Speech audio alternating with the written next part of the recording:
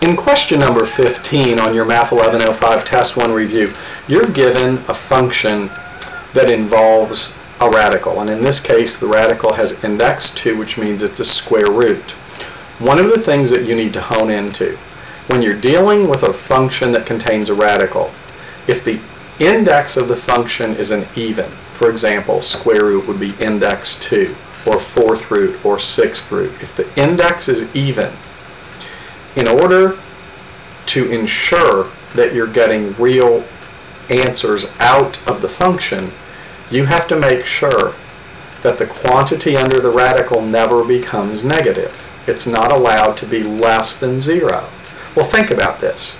If something is not allowed to be less than 0, because especially, for example, with square roots, if you put a number under a square root, for example, that was a negative number, you would be coming out with an imaginary answer, not a real answer. And we're dealing with real valued functions. So in this particular problem, we're dealing with a square root. Watch what we do to get the domain. It's really kind of cool. First thing you do is you pay attention to the fact that the index is even. We see a square, we see index 2 there. All right?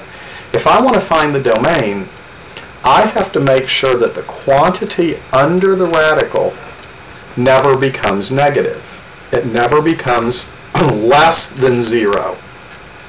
Well, if I want to make sure it never becomes less than 0, then the alternative is I force it, in this case, I force the quantity under the radical, which is x minus 3. I force the quantity under the radical to be greater than or equal to 0.